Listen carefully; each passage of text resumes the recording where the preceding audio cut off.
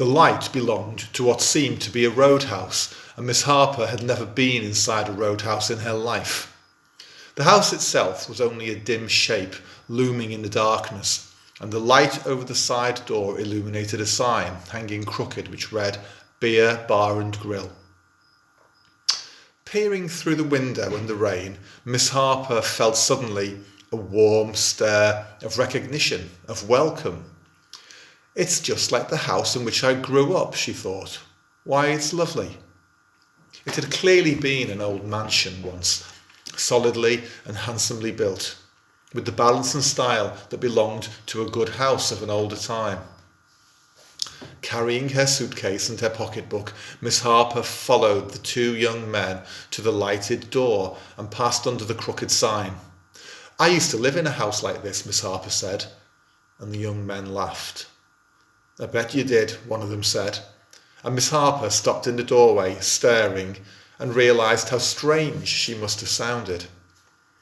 Where there had certainly once been comfortable rooms, high-ceilinged and square, with tall doors and polished floors, there was now one large dirty room, with a counter running along one side and half a dozen battered tables. There was a jukebox in a corner and torn linoleum on the floor. "Oh no," Miss Harper said. The room smelled unpleasant, and the rain slapped against the bare windows. Sitting around the tables and standing around the jukebox were perhaps a dozen young people resembling the two who had brought Miss Harper here, all looking oddly alike, all talking and laughing flatly. The driver turned and gestured to her. "Come and meet the old lady," he said, and then to the room at large, "Look, we brought company." "Belle, Belle," the driver said, "look at the stray cat we found." An enormous woman swung round in her seat at the end of the counter and looked at Miss Harper. Looking up and down, looking at the suitcase and Miss Harper's wet hat and wet shoes, looking at Miss Harper's pocketbook and gloves squeezed in her hand, the woman seemed hardly to move her eyes. It was almost as though she absorbed Miss Harper without any particular effort. "Please," Miss Harper said. "You'll take care of her?" the driver asked. He turned and smiled down at Miss Harper, obviously waiting, and remembering Miss Harper fumbled in her pocketbook for her purse, she handed a $5 bill to each young man and felt that they glanced at each other over her head. "Thank you," Miss Harper said formally. "I'll put you up for the night," the woman said. "You can sleep here. Go tomorrow." She looked Miss Harper up and down again. "Dry off a little," she said. "Cost you $10 for the night." "She's leaving me bus fare home," Miss Harper thought with some relief. "I suppose I should be grateful," she thought, taking out her purse again. "Thank you." The woman accepted the payment. "Upstairs," she said. "Take your choice. No one's around." She glanced sideways at Miss Harper. "I'll see you get a cup of coffee in the morning." "Thank you."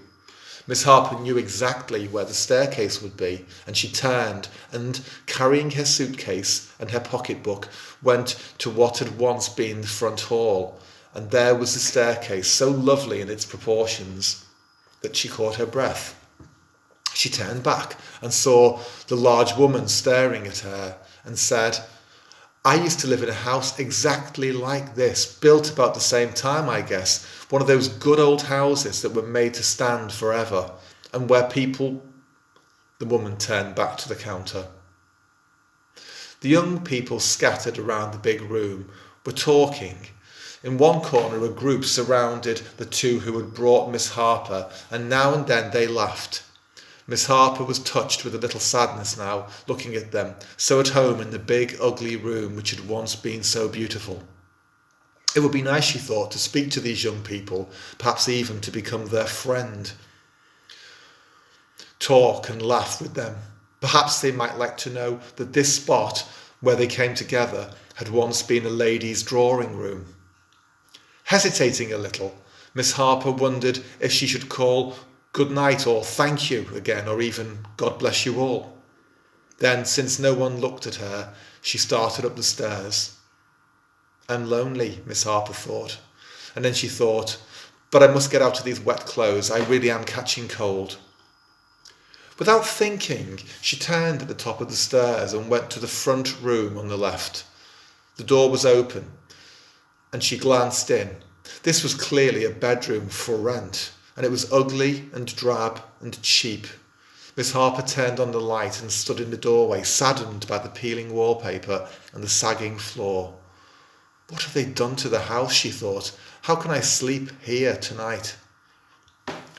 At last she moved to cross the room and set her suitcase on the bed. I must get dry, she told herself. I must make the best of things. The bed was placed just as her childhood bed had been, between the two front windows, but the mattress was stiff and lumpy, and Miss Harper was frightened at the sour smell and the creaking springs. I will not think about such things, Miss Harper thought. This might be the room where I slept as a girl. The windows were almost right, 2 across the front, 2 at the side, and the door was placed correctly. How they did build these old places to a standardised pattern, Miss Harper thought. How they did put them together so similarly. There must be 1,000 houses all over the country built exactly like this. The closet, however, was on the wrong side. Some oddness of construction had set it to Miss Harper's right, as she sat on the bed, when it ought really to have been on her left. When she was a little girl, the big closet had been her playhouse and her hiding place, but it had been on the left. The bathroom felt wrong too, but that was less important. Miss Harper had thought wistfully of a hot bath before bed, but a glance at the scratched and discoloured bathtub discouraged her. She could wait until she got home. She washed her face and hands, and the warm water comforted her. She was further comforted to find that her bottle of cologne had not broken in her suitcase and that nothing inside had got wet. At least she could sleep in a dry nightgown, although in a cold bed. She shivered once in the cold sheets, wondering where she was and how she'd got here. First the bus and then the truck, and now she lay in the darkness, and no one knew where she was or what was to become of her. She had only her suitcase and a little money in her pocketbook. She was very tired, and she thought that perhaps the sleeping pill she had taken much earlier had still not quite worn off.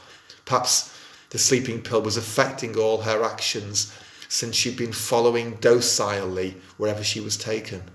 In the morning, she told herself sleepily, I'll show them I can make decisions for myself. The jukebox noise downstairs faded softly into a distant melody. She could not quite distinguish the song, but it was one she had heard her mother sing many times. I could creep out to the top of the stairs and listen, she thought, and then she became aware that there was a rustling in the closet, but the closet was on the wrong side, on the right instead of the left. It's more like a rattling than a rustling, Miss Harper thought. Shall I get out of bed quietly so I can hear the singing? Am I too warm and comfortable? Am I too sleepy? The closet was on the wrong side, but the rattling continued, just loud enough to be irritating, and at last, knowing she would never sleep until it stopped, Miss Harper swung her legs over the side of the bed and sleepily padded bare foot over to the closet door. What are you doing in there? She asked aloud, and opened the door. There was just enough light for her to see that it was a wooden snake, head lifted, staring and rattling itself against the other toys. Miss Harper laughed. It's my old toy snake, she said aloud. It's my old toy snake, and it's come alive. In the back of the closet, she could see her old toy clown, bright and cheerful, and as she watched enchanted, the toy clown flopped languidly forward and back, coming alive. Then Miss Harper saw the big, beautiful doll sitting on a small chair, the doll with long golden curls and wide blue eyes, and a stiff organdy party dress.